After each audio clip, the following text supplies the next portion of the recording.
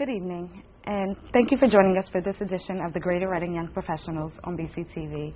My name is Charmaine Lopes, and the Greater Reading Young Professional, or the band you just saw, was actually our very own Get a Grip band. It's composed of Grip members Dawn Vallo, Jim Kurtz, Mike Simmons, and Charles Wainio. The Greater Reading Young Professionals, also known as GRIP, was established as a forum to attract, engage, and retain young professionals to the Greater Reading region. The group is supported by the Greater Reading Chamber of Commerce and Industry and is comprised primarily of young professionals between the ages of 21 and 45, although we would never turn anyone away. In keeping with our mission, we decided to produce a television show here on BCTV created for young professionals by young professionals that allows us to discuss topics, concerns, and passions of the Greater Reading, or the young professionals in the Greater Reading area. GRIP provides a number of benefits, including our monthly networking events. Our next event is actually our morning networking event. It will be held at Off the Avenue Cafe on Wednesday, February 10th from 8 to 9 a.m. Also, our President's Social will be held at Berkshire Country Club. That will be Thursday, February 28th at 5:30 p.m. Also, on March 6th, I'm pleased to announce that we're having our third annual GRIP Gala. This is actually our annual benefit. The first year we did it in 2008. We actually raised money to install security cameras in downtown Reading. Last year, our beneficiary was actually the Penn Corridor Initiative, and this year we're raising funds to go towards the Opportunity House, specifically their 2nd Street Learning and Technology Center. We do have tickets available for the event. If you've never been, it's one of the best parties in Berks County. I guarantee that. And as always, you can go to our website, www.greaterreadingyp.org, for more information or to purchase a ticket for that event. I encourage you guys to all come out and get involved. And again, for more information, you can visit our website as well. Now, coming up on the show, we will be discussing a topic that is of a lot of concern to people in this area right now, and that is the current employment and unemployment situation in the county right now. So joining us, we have Leslie Simone. She's a senior consultant with the Handle Group, which is an executive coaching firm. And thank you for joining us, Leslie. Hello, it's fun to be back as a co-host. I know. Leslie actually traveled all the way from New York City to be with us today. She's a resident gripper and recently moved to New York, so we're happy to have her here this evening. Thank you. Also on the show, we're going to have Christy Gage. She's a branch manager and bilingual recruiter with Gage Personnel, and also Justin Schenk, a senior recruiter for EverStaff, a staffing agency here in the county as well. So thank you guys for joining us. And Christy, I'm going to start with you. Would you mind just telling me a little bit about yourself? Sure. Thank you for having me today. My name is Christy Gage. I am here from Gage Personnel Employment Services. I am the branch manager and bilingual recruiter. I have been in the family business now for a couple of years, and my main role there is recruiting, staffing, temporary, permanent, any kind of placement you can think of, so having a good time. I'm also involved with GRIP. I've been involved since 2006 on the board. I am events co-chair, also on the membership committee, so doing a lot to stay involved, and it's been a great experience. Well, thank you for sharing, and we're glad to have you here today. Thank you. And as I mentioned, we have Justin Schenk with us. He's a senior recruiter with EverStaff. Would you mind telling us a little bit about yourself? Yeah, like you said, I'm a senior recruiter with EverStaff. Kind of new to the whole GRYP thing. I've been to one event and was kind of, they asked me, hey, you want to be on TV? And I was like, sure, why not? so here I am. But I'm having a blast so far, you know what I mean? And I pretty much do similar things as Christy in the staffing industry, recruiting anywhere from general labor up to IT and CFOs and whatever you name it, and I can handle that. So. Oh, well, thank you again for joining us. Thanks. I'm glad to have you here.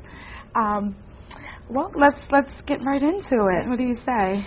So staffing organizations seem to be increasing in number and power and force over the last number of years. Can you share a little bit with us about what you've seen as trends with both temporary and personal placement, how much it's grown, how people are utilizing your organizations differently, things like that? Sure. Well, right now, as we all know, the employment market, unemployment's up. Okay. And companies are afraid to hire right now, hire directly, that is. So we've really picked up recently. I think a lot of the firms have picked up with temporary employees in the sense that they're utilized as needed and not hired directly. So that's certainly been something that's been benefiting staffing firms, staffing agencies. There are also permanent employees being hired, and you know, it's positive to see this because I think it's a good sign for the economy.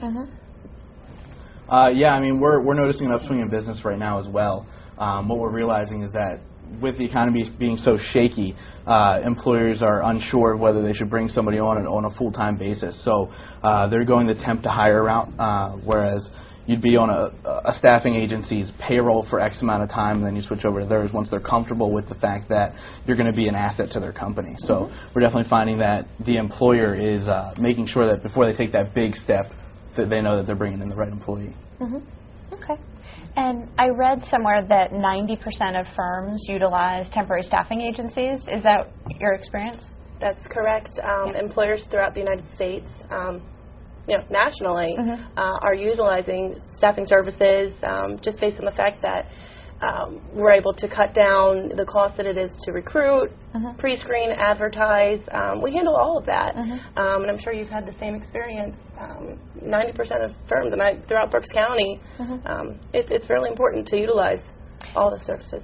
And do you find that certain industries utilize temporary agencies more than others, or do you feel like it's cyclical? Do you see seasonal changes? Like, how does that work? What's your experience?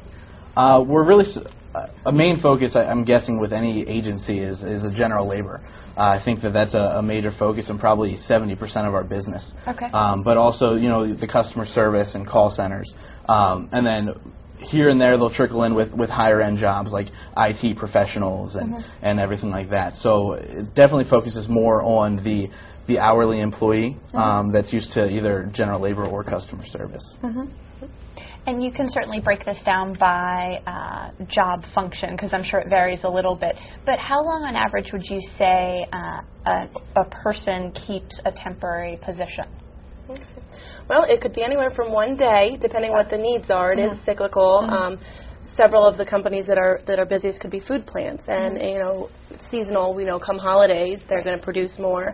But at the same time, you could have an employee working anywhere from 1 day to attempt to hire position would be more so an hourly requirement of 400 to 500 hours hired directly. So there's also direct hire, no hours spent on a staffing agency's payroll. Okay.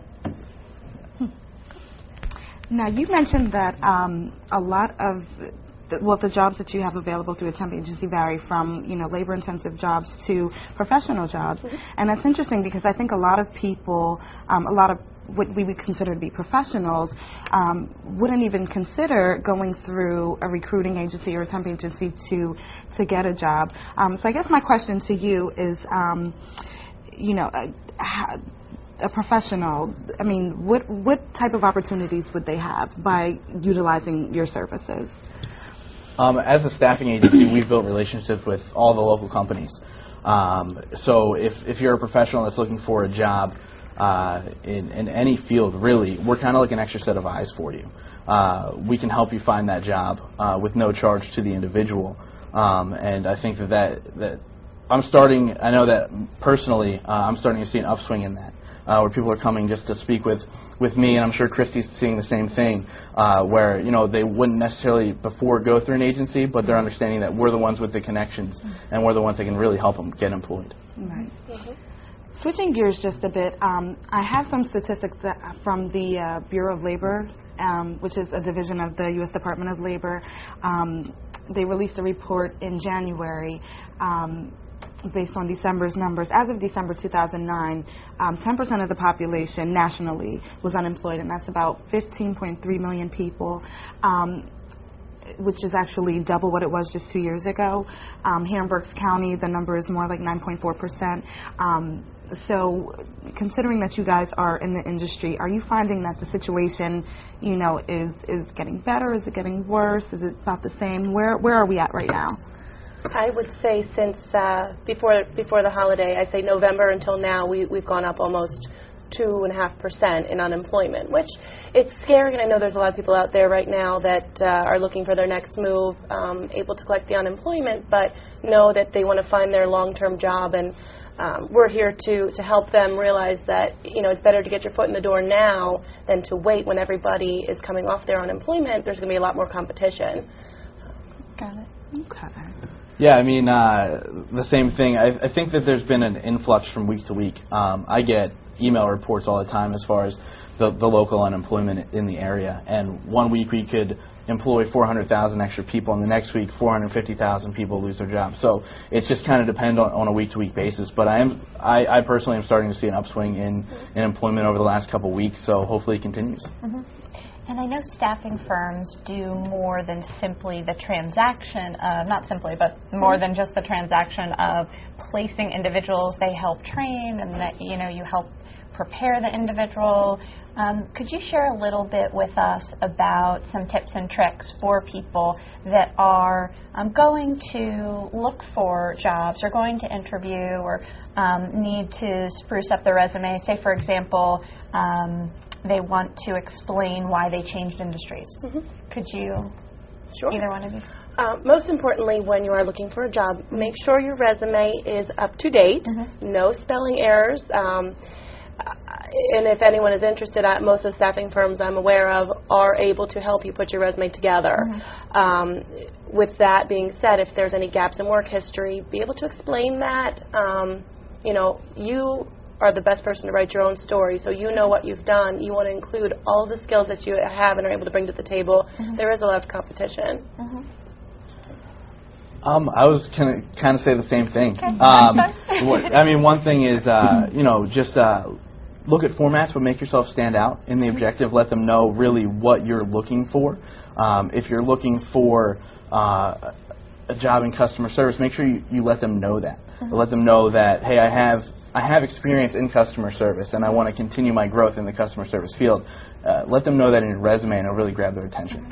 And what about for some of the trickier situations? For example, maybe someone looking for a job had a very difficult time with their last employer or last boss, and they don't actually want the firm to contact the former employer for a reference. What kind of advice would you give? It is typically the choice of the candidate to decide who their references are. Upon hire or contingent offer, we would ask them to provide their references, phone numbers, etc. And if there's a supervisor, typically when you're doing reference calls, all you can really get these days are dates and confirmation of titles. So if there's a bad experience, I do recommend being honest about it with the potential employer, but at the same time you can list your references. Okay. Great. Justin, you mentioned making yourself stand out on your resume. I mean, I'm sure you guys get a ton of resumes. So what are some ways that people could go about doing that? One thing that I would personally do on my resume is highlight down at the bottom special skills that you might have, whether it be public speaking, being a manager or leader of X amount of people.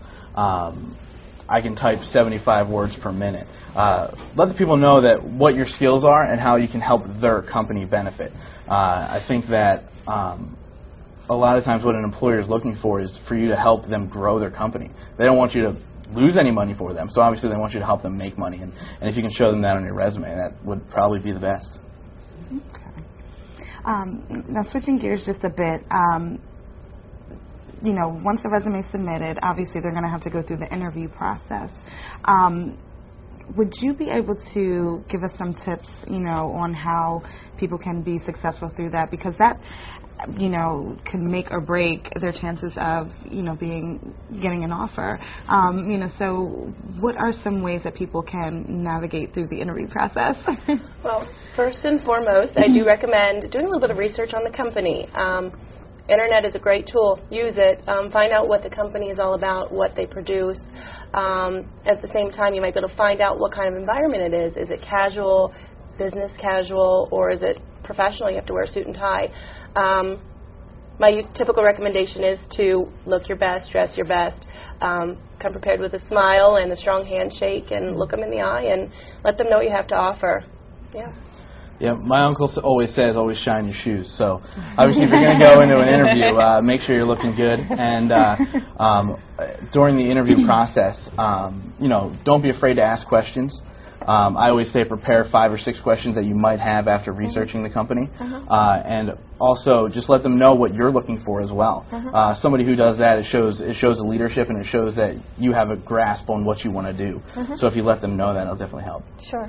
And Justin, do you coach people or train people if they're asked an illegal question, for example, if the candidate's asked an illegal question on an interview, or do you direct them to someone else? I could definitely coach them on that. I've never really run into that. Okay. But obviously I know what can be asked and what can't be asked. Sure. So if there's an issue with that, I wouldn't mind helping them out. Sure. But I've never really run into that. Okay. Just backtracking a bit, in speaking in terms of interviewing, I mean, we mentioned some things, that people should do. On the flip side of that, what are some common mistakes that people make during the interview process that could hinder their chances of, getting a job?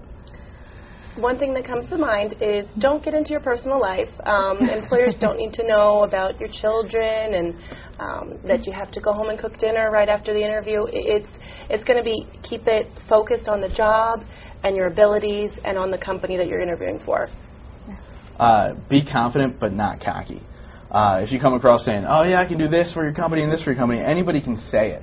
But if you go in there with an air of confidence and you show them through your resume or through talking about your past work history that you can help them out, that's probably the best way. And similarly, related to resumes, what are some non-essential items that people include in their resumes that they probably shouldn't or are not necessary? I don't recommend including what your salary requirement will be, what kind of benefits you're looking for. I would keep it simple, particularly if you have an email address that might be anything less than professional. I would look into getting a new email account. There are free accounts out there. I think that's important. Keep it clean. Personally, I don't need to know the address of your last employer, and don't ever put how much you made at your last jobs on your resumes. I see that a lot. You definitely want to stay away from that because that can really kind of stop you from getting a job. I mean, if you're willing to take a pay cut from your last job, an employer will look at your resume and say, they won't take it just because they used to make more money. So keep that off. Right.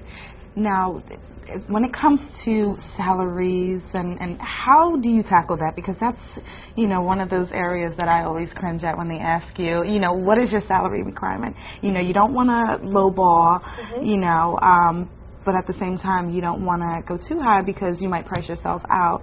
So how do you handle that discussion? Typically coming through a staffing firm, before you get the interview, you might know a range already. Employers can feel comfortable coming to any recruiter asking what's a typical range that I might pay, for example, a customer service representative. And then we'd be able to give them either a dollar pay rate or a yearly salary rate. And they find that happy medium, and at the very end, if the offer is extended, that's when they want to talk about salary. So if they ask you a ballpark, I would give them a range. Okay. And it's also probably a good sign. Yes. Yeah. Yes, but you're not allowed to do that. Okay. Now here's just a thought that popped into my mind.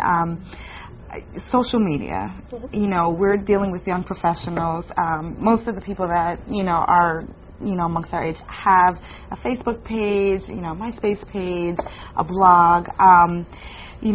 Coming from a staffing perspective, do employers look at that stuff when they're searching a candidate? I mean, because I know that was one thing that was mentioned before. I personally know someone who, was denied a position because of content that they had on their Facebook page. So, I mean, how typical is that for, employers to... My advice is to keep things private. I'm not sure how many firms actually go out and check that, but if the event would ever occur, I would just be prepared. Absolutely. Yeah, I mean, I've had a couple clients even ask me to go look onto social media websites for individuals that they were looking to hire. Lock it down. You know what I mean? Make everything private and make your profile picture professional. Beyond that, do whatever you want. As long as it's private, I can't see it. Right. Okay, great. Thank you. Now, you mentioned, just backtracking a little bit again, temp to hire, or temp to full-time employment, I should say. What percentage of your applicants actually get full-time positions through your company as opposed to just a temporary position? I would like to say at least half. Say staffing firms throughout the United States may have placed close to 12 million, I believe the statistic, and almost half of them went permanent. Wow. So it's a good sign, and success stories are always warranted, and it's great to hear those and give other people the courage to go out and apply. Yeah. That's surprising, because you would think that it's, they call them temp agencies, so I guess people have that sort of connotation in their head that, it would just be a temporary solution, and they really wouldn't, or they really couldn't get anything permanent out of it. So, that's definitely great information to know. There's definitely a stigma about temporary agencies. It's the whole gamut. It's professional recruiting and consulting and training, everything. So don't be shy. Apply. And Justin, did you have any thoughts about that? Obviously we have a negative stigma, but I think it's something that I personally try to address with the individual when I speak with them on the phone or even face to face. It's our goal to get you gainfully employed. I know, I'm sure Christy feels the same way. She doesn't want to see you back in her door 6 weeks later. You know what I mean? We want you to get a job. We want you to be happy, and we want you to work with that company for a long time. So that's always our goal, and if that's your goal, we can obviously work together. And then, should people look at different staffing agencies and really research different staffing agencies to see who focuses on what industry or what niche? Or do you find that most of the staffing agencies are generalists and they have pretty good relationships with most of the firms in the community? I couldn't bundle them all into one package. There are some who may specialize in medical, some who may specialize in technical. Similar to what we do, we specialize anywhere from the light industrial to professional, technical, and I have the feeling that you are the same exact way. Absolutely. So. From the agency standpoint, is what they're kind of insured to do. I know medical a lot of times stands alone, and sometimes you'll even see IT stand alone as well, because that's a specialized field. But from my knowledge, a majority of the agencies in Berks County are general. We can do most of this stuff. And I do have just one bit of advice. If you are searching for work, I would apply to every service, every agency possible. One may work with a company and another may not work with that company. So make sure you get your name, your resume on as many possible places. Great. You'll land a job. Yeah. Great. Now I know, your area of expertise is in, agency placement, but what are some other resources that people can utilize, who are currently looking for employment? I know there's different, resources online. There's, Monster and LinkedIn. LinkedIn, for example. What are just some other resources and ways that they can reach out and get their name out there? Yeah, I would recommend definitely getting on LinkedIn, setting up a professional profile for yourself. It's almost a resume. It's an online resume for yourself. I would also recommend getting your resume onto a career builder type website. I know a lot of the staffing services will utilize that. They may have an account that would save an employer tons of money just to be able to pull resumes right from there, and they're already qualified. So that's what I have. Yeah, absolutely. Any closing thoughts before we wrap this up? Okay. Thank you so much. Thank you. Thanks. Yeah. Well, thank you guys for joining us for this edition of the Greater Reading Young Professionals on BCTV. I definitely want to thank my guests for joining me, Leslie Simone, Christy Gage, and Justin Schrank. And as always, you can get more information from our website. That's thegreaterreadingyp.org. And I look forward to seeing you guys at an upcoming event. See you soon. Good night.